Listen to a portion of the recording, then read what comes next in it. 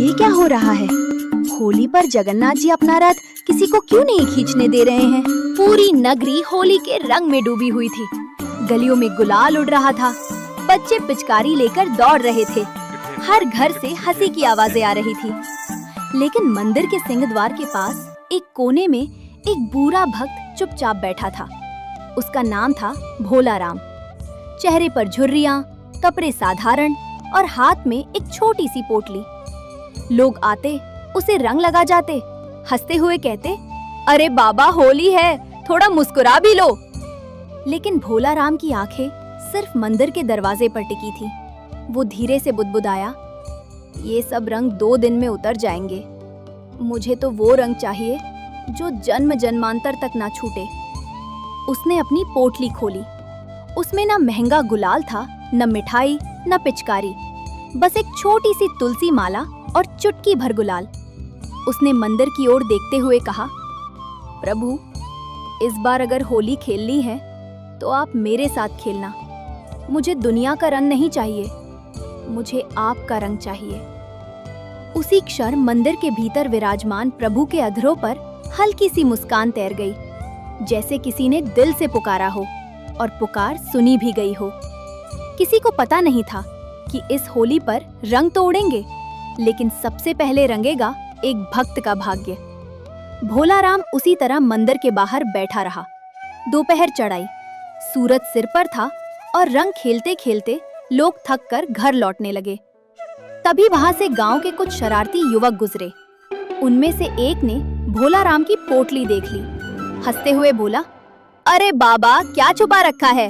जरूर कोई खास रंग होगा। और बिना पूछे उसने पोटली छीन ली। भोला राम घबराया, बेटा वो मत खोलो। लेकिन तब तक देर हो चुकी थी। पोटली जमीन पर उलट दी गई। चुटकी भर गुलाल धूल में मिल गया। तुलसी माला की डोरी टूटकर मनकों में बिखर गई। युवक ठहाका मारकर हंस पड़े, लो बाबा, अब खेलो अपनी खास होली। कुछ पल के लिए भोला राम की आंखों में आंसू आ गए। हाथ कांपते हुए जमीन से तुलसी के मनके उठाने लगे। गुलाल तो धूल में मिल चुका था। उसने आसमान की तरफ देखा। प्रभु, ये कैसी होली है? मैंने तो आपसे रंग मांगा था और आपने तो मेरा रंग ही छीन लिया। आसपास खड़े लोग तमाशा देखते रहे। किसी ने मनके उठाने में मदद नहीं की। भोला राम ने धीरे से एक एक मनका समेटा, टूटी डोरी को अपनी धोती के कोने में बांधा और फिर से मंदिर की ओर देखने लगा। चेहरे पर दर्द था, लेकिन शिकायत नहीं। वो बोला, ठीक है प्रभु, अगर ये आपकी पहली चाल थी तो मैं भी देखता हूँ। मेरा भरोसा कब तक परखते हो? उसी समय मंदिर के भीतर दीपक की लौ अचानक तेज लहराई, जैसे किसी ने कहा हो, अभी तो शुरुआत है भोला राम। शाम ढलने लगी। मंदिर में होली का विशेष भोग लगने वाला था। शहर के अमीर सेठ, बड़े व्यापारी, पंडा पुजारी सब अपने अपने थाल में महंगा गुलाल, चांदी की पिचकारी और केसर मिले रंग लेकर अंदर जा रहे थे। हर कोई चाहता था कि इस बार सबसे पहले वही प्रभु को रंग लगाए। भोला राम अभी भी बाहर बैठा था, हाथ में टूटी तुलसी माला और आंखों में इंतजार। तभी एक सेठ जी बाहर निकले। उन्होंने भोला राम को देखा और हंसकर बोले, बाबा, अंदर क्यों नहीं आते? या रंग खरीदने के पैसे नहीं बचे? आसपास खड़े लोग मुस्कुरा दिए। भोला राम शांत स्वर में बोला, सेठ जी, रंग तो बहुत हैं आपके पास, पर क्या मन भी रंगा है? सेठ का चेहरा थोड़ा तमतमा गया। बोले, अरे भगवान को भी तो अच्छे रंग पसंद आते हैं। ये सूखा सा चुटकी भर गुलाल लेकर क्या होगा? भोला राम ने मंदिर की ओर देखा और कहा, प्रभु को रंग नहीं, भाव चाहिए। इतना सुनना था कि मंदिर के अंदर से अचानक एक हलचल मची। जो रंग से भरे थाल भीतर रखे थे, उनमें से कुछ गिर गए। केसर मिला पानी फर्श पर बह निकला। पुजारी चौंक गए, अरे ये क्या हुआ? उधर भोला राम के चेहरे पर हल्की सी मुस्कान आई। उसने धीरे से कहा, लगता है प्रभु को आज कोई और रंग पसंद है। लोगों के मन में सवाल उठने लगे, क्या सच में भगवान को बाहरी रंग नहीं, भीतर का भाव चाहिए? और तभी मंदिर के अंदर से शंख की ध्वनि गूंजी। कुछ अलग, कुछ असाधारण, जैसे संकेत मिल गया हो। असली होली अभी बाकी है। शंखनाद के बाद मंदिर के मुख्य पुजारी बाहर आए। उनके चेहरे पर आश्चर्य था। उन्होंने ऊंची आवाज में कहा, आज एक विचित्र बात हुई है। महाप्रभु के श्रीमुख पर जो गुलाल चढ़ाया गया था वो टिक ही नहीं रहा, जैसे कोई अदृश्य हाथ उसे हटा दे रहा हो। भीड़ में खुसर पुसर शुरू हो गई। सेठ लोग एक दूसरे का मुंह देखने लगे। किसी ने कहा, शायद विधि में त्रुटि हो गई होगी। किसी ने कहा, शायद रंग शुद्ध नहीं था। भोला राम चुपचाप सुन रहा था।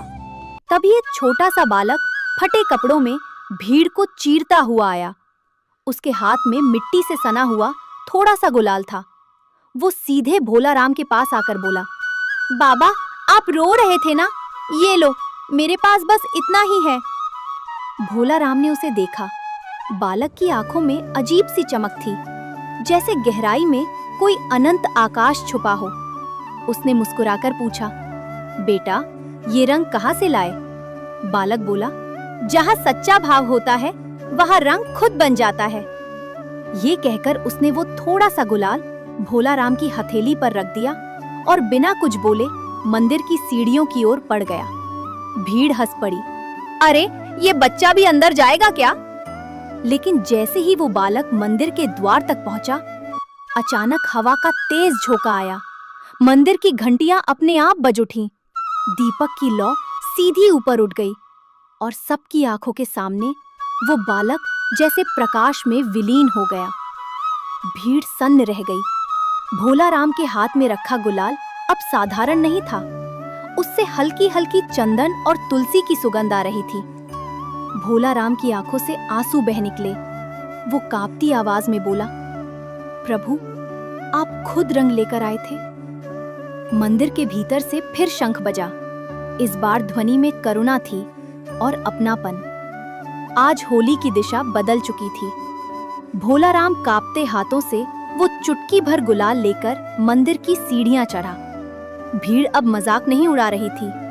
सब चुप थे, जैसे किसी अनदेखी शक्ति ने सबको रोक दिया हो। मुख्य पुजारी भी हैरान थे, लेकिन उन्होंने रास्ता दे दिया। भोला राम ने दूर से ही फोल्डेड हाथ जोड़े और बोला, प्रभु, ये रंग मेरा नहीं है, ये आपका है। अगर स्वीकार हो तो खुद लगा लेना। इतना कहकर उसने हवा में हल्का सा गुलाल उछाला और तभी गुलाल सीधा जाकर भगवान के श्रीमुख पर ठहर गया। न गिरा न बहा, बल्कि पूरा विग्रह जैसे हल्की लाल आभा से दमक उठा। भीड़ से एक साथ आवाज निकली, जय हो। सेठ, व्यापारी सब स्तब्ध। जिनके रंग टिक नहीं रहे थे वो देख रहे थे कि एक चुटकी भाव ने सबको पीछे छोड़ दिया। भोला राम की आंखों से आंसू बह रहे थे। वो बोला, अब रंग गया हूं प्रभु।